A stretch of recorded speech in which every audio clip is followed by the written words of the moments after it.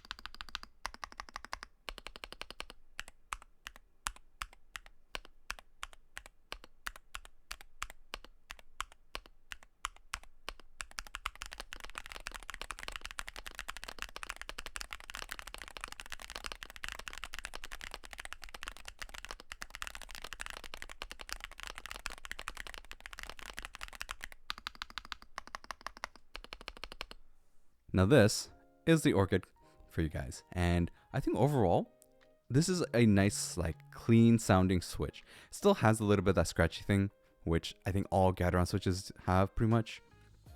I wouldn't have said that this is probably like the best Hall effect switch I've tried. It's nice. I think it's nicer than the other ones I've tried more recently, like the Spark switches or the Jade Ultras, because those ones had like a very unique too scratchy feel, while this one is like something that really does get fixed once you do lube the switches. And sound wise, it is a clean sound, which is nice in terms of that aspect, but it is going to be more unlike the Mahjong type of sound, which I think a lot of Gateron switches kind of sound like that. Let's open it up though, take a look, and of course measure it in terms of the spreadsheet and see how this lands up. So let's get into that. So the first thing we're going to do is measure the actual travel distance and see what we're getting, and then of course take a look at the information again. So we start off at the 14.9 going down to 11.3, and then I wasn't exactly sure if that's correct because I want to make sure that I'm getting the exact measurements, because that was 3.6 millimeters, which again they say it could be plus minus 0.01. But when we did it again, it got 14.8 going all the way down to 11.3, which makes more sense at about 3.5 millimeter travel, which is what they're saying this is going to be. Now, one of the things that I felt with this switch was it does feel a lot better than the other two that I've tried, as mentioned, with the Jade Ultras or the Gateron Spark switches. And this is a lot more affordable too, which is a lot nicer. In general though, it still has a little bit of like that Gateron-ness sound to it, which isn't really surprising. I feel like a lot of the Gateron switches are very similar to each other in general. Now this one, the stock lubing is not that great. Like this switch, you really are going to have to hand lube these. The lubing on this is like very bare minimum, is from what I've noticed with it. It does have like a little bit of that kind of grease to it in terms of the springs area, but overall you can really see here, right? Like the stems do not really have any lubing, like very, very minimal lubing, but the pole itself has a little bit of that oil, which is very, very interesting with how it is. And maybe that's kind of how they have that kind of scratch. I'm not sure. In general, Gateron switches have a bit of scratch to them, which I'm not a big fan of. Now, the spring itself with this one, I was looking at it and I didn't feel like the spring was that long, but then when I did the measurement, it actually came out to be 22 millimeters. So you actually get a very decently long single stage spring. 22 millimeters is actually going to be on the long side. And you know what? If this thing had dual stage, maybe it would have been even better. The bottom of the stem, like the pole itself, is actually open, so it's not a closed magnet, which I think if they did a closed magnet, it might have been a little bit nicer. I think that could have really helped a lot. This thing also has the rails on the side, so the rails does really help with making it more stable with how it moves. I actually do appreciate this a lot more. I think the railing really does help with keeping this, the switch itself stable. And the bottom is also going to be a closed bottom, so that's a nice thing. I think open bottoms don't really work too well anymore in terms of like sound wise, and I like having closed bottom a little bit more, especially for Hall effect switches, only because they aren't super clear in terms of like the sound wise. So that's something that I personally think. And of course I want to just give you guys a little bit of the information again so you can see it and compare it with what I've actually just measured, and let me let you guys hear it.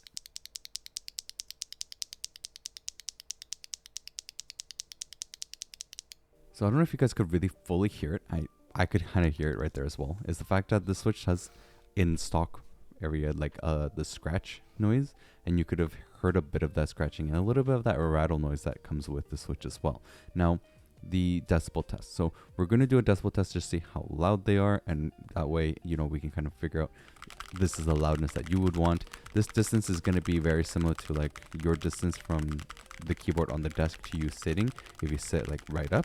And it does go all the way up to like the 63 decibel point. So I would say it's going to be around the 63, and that's what you should be thinking about. 63 is not too loud. It's actually very decent decibel wise, especially when you think of like clacky switches from mechanical side. This goes all the way up to like 72 and louder. So overall, it's not too bad on this one. Now in general, the switches do feel super light. You don't really get a ton of that like actuation bump feel, and the switch itself has a bit of like a interesting hollow feel to them in terms of like the sound and feel wise, especially in the Wooting 60V2. The V2 really pushes out that hollow sound that it has, like almost like a plasticky hollow sound, while like I think the other boards you had a little bit less of that. Now with the stems and the keycaps, like how it works for the Wooting, what I noticed is it's very, very tight for the keycaps, and it almost feels like it's kind of scraping it a little bit, which is also kind of making the sound wise, instead of like the switch hitting the bottom making the sound, more like the keycaps are making the sound. So it's something interesting that I kind of noticed. Now with the stem at the top right position, you do have a little bit of that rattling. The rattling is not even just a little bit, you actually see it quite a bit movement right there. So surprisingly, for a more box stem style switch, this thing does have a decent amount of rattle on the top end, which is not great, because I think that's also bad for like the top out sound. And as you can see here, when you go all the way down though, you get like no stem wobble. I think that's the good thing of the switch, is it's going to be stable that way, where you have like no stem wobble at all. And you can even really see that with the keycaps and the movement there. But this is a top out sound.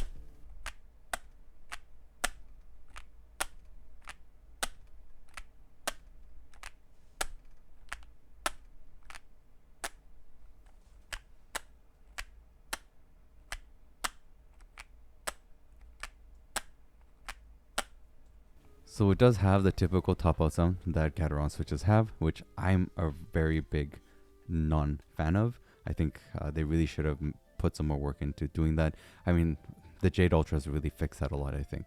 Now, the lighting wise, it does have a slight pinkish purple hue. So that's something to keep in mind. You are going to get a little bit of that color change when it comes to the actual switches, and I think it's due to the bottom housing color. The brightness is quite bright though, as you can see when we do the test here. Like going on to tachyon mode though, the brightness does drop quite a bit, going all the way down to 10%, like very, very little lighting.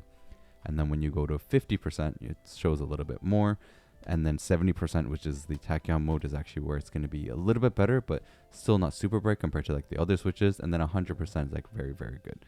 But again, compared to like the Jade Ultras, maybe a little bit less. Now this is the spreadsheet that I mentioned before, and it's something I'm working on that I'm going to keep updating as well with every switch I do. This is going to be just the reference point. So it doesn't mean that these like hertz and all that stuff is fully accurate. It's just a reference point for where you guys can look and see where a switch can line up in terms of that. So decibel wise, hertz, and the travel wise. This is going to be just a method for me to show you guys where a switch might land in terms of like the tone. So higher hertz is going to be a little bit of a higher tone, lower hertz, lower tone, and that way you guys can use this as a reference for yourself to see where these switches will land up. Now overall, I think these are going to be a better pickup compared to say the newer ones like the Jade Ultras or Sparks, especially considering the price as well. So that's something to keep in mind. It will still have a little bit of like a hollow sound for any Wooting users, and overall I think it's okay, but it's still not like the perfect thing out there. But you can check it on the link in the description. Overall, I do hope this video helps you guys in terms of seeing whether or not you'd want to grab these orchids. My goal is to give you guys just as much information as I can, different sound tests as much as possible, and then hopefully that way you can be able to grab something that you are liking, not just something that I think is good. At the end of the day, it's personal preference based. That means what you like might not be what I like, and I respect what you guys like. So just get the information that you need and hopefully grab the switches you want. I will also be doing streams pretty much like every Friday. That's my goal. It might not be every single Friday, but I'll try to keep up with it. And if you come to my live streams, you can always ask me to try out some of these switches and different boards that I have that you might be interested in hearing more of. So always drop by in there or come back to the Discord, and I can also answer questions there. Please go check out the other videos I got, and I'll have to catch you guys next time.